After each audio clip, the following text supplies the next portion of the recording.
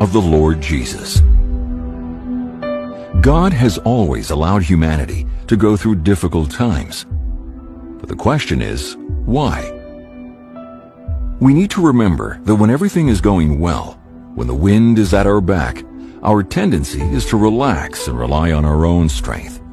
Many imagine that they are self-sufficient. They forget about God and even deride Him. But moments like these show us that we are nothing. In the blink of an eye, an invisible enemy can appear to take the lives of thousands with no regard for social class, race, or status.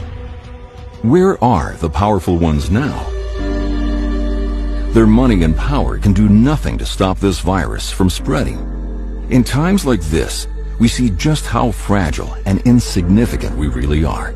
Only in times like these do we stop to reflect and bow before the one true God.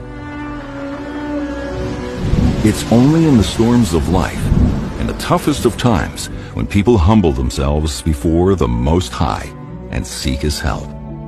The writer of Psalms says, "My suffering was good for me, for it taught me to pay attention to your decrees." Going through deserts teaches us much more than the comfort of green pastures.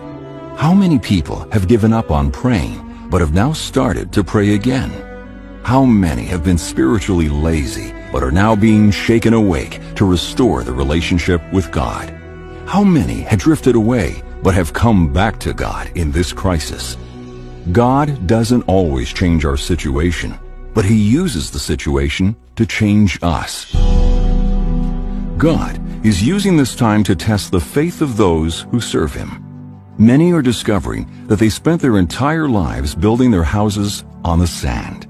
Now that supernatural faith is needed, they've collapsed after years of not practicing what they were taught. One thing is certain: whoever builds their lives on the rock will go through storms, yet remain unshaken. Storms come to everyone, but only those who hear and practice the Word remain. God won't keep us from being thrown into a lion's den, but He'll close the mouths of the lions. God won't keep us from being thrown into a fiery furnace, but He'll ensure that not even a single hair of our head is burned. Let's have this faith as we go through these times, and in the end, we'll come out stronger.